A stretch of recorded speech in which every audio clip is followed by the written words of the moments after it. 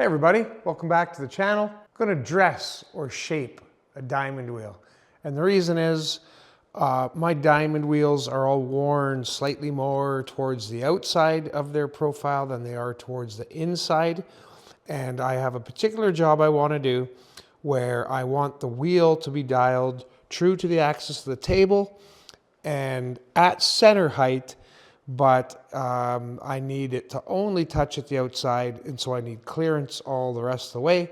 And so that's what we're going to do today. It's my personal first attempt at dressing and shaping a diamond grinding wheel, but I have researched how to do it in the past, and it sounds pretty straightforward. Now, I don't know if I have exactly the right equipment for it, but we're going to give it a go. We're going to see what happens. From what I understand, the basic premise of the whole thing is you have a silicon carbide wheel spinning pretty quickly, and you have that working against a diamond wheel. Now, the two wheels are supposed to spin in the same direction like this, but I would set my diamond wheel up at an angle. This is exaggerated, of course, and I would run that past the face of the silicon carbide wheel as they're both spinning.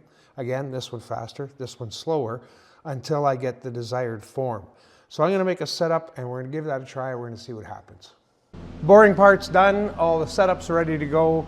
I have my wheel in my diamond wheel in my motorized workhead. It's offset 3 degrees. And I just picked that number. We're going to try it out and see if it looks good. And then of course we have our silicon carbide wheel in the grinder. And and the spindles are both at the same center height. That would be important as well. And we're gonna give this a go. Now, on a safety note, this wheel, it's the first time I've ever run the wheel. And if it was just the wheel that had me concerned, I would just run this wheel for a minute, and if it didn't blow up, I would feel pretty comfortable working around this wheel.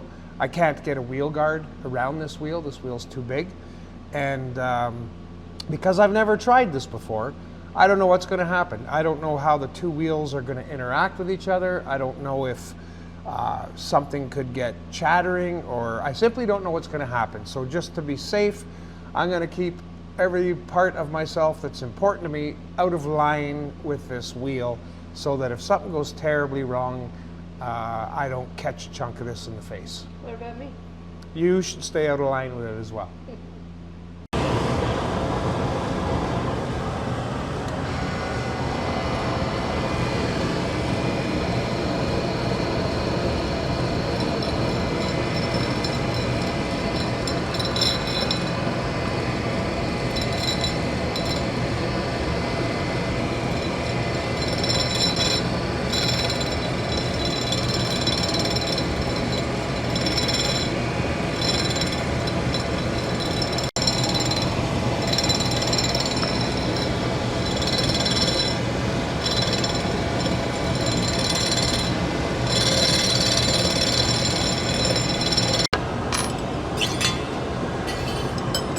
Because this wheel's grinding through some aluminum before it gets to the diamond, and the aluminum's really gumming up in it.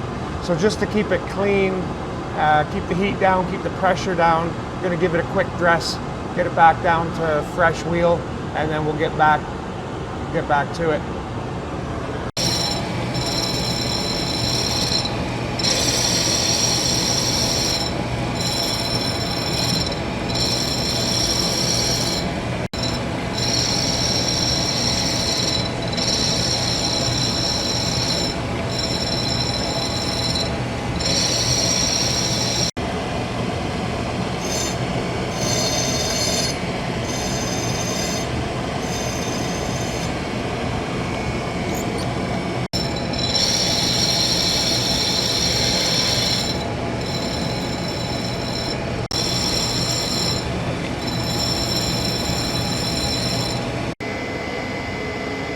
So you can see we're about 2/3 of the way cleaned up. I put some marker on here so I could watch it disappear as we went.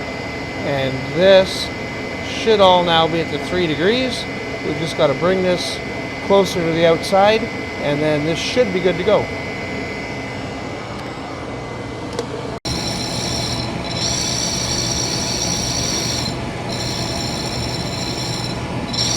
There we go. Now we can see that 3 degrees angle that we put on there. Now there is this radius up here at this corner, and I do not care about that. Well, it's not that I don't care, but to get rid of that would just eat up an enormous amount of diamond wheel for no good reason. I can deal with that little radius because all of it now is lower than this new outside edge that we've created. So that's good, that's done. Just to be super clear, we haven't trued the wheel. To true a wheel, you'd have to do it in the spindle where you're going to use it. Then you'd have to leave it in the spindle for use. I don't have any sort of auxiliary spindle that'll spin fast enough to run the silicon carbide wheel in. So I've kind of had to do this backwards. I've dressed the shape I wanted into my wheel, but it won't be running perfectly true. It'll be perfectly good enough for what I'm using it for. It'll be dressed the way I want it, but it won't be trued. Well, again, guys, that was my first attempt at dressing a diamond grinding wheel, and I think that worked just awesome. I mean, it was quick, easy, perfectly safe, and that wheel's exactly the way I want it now, and I can use this new to me technology anytime I want to dull my grinding wheels up for any purpose that I might have. If you're enjoying these videos and you'd like to help support the channel, consider joining us over at Lappy Mountain Living at patreon.com. I'm looking forward to it. I think we're going to have some great conversations, and we're going to do a lot of other fun stuff over there. Well, that's going to do it for this video, guys. Now, this video was clearly very short and sweet, but this issue actually reared its ugly head when I was halfway through a much bigger project, and so this had to be done, and I thought this deserved its own little video episode. So that's it for this one. Thanks for watching. See you guys in the next one.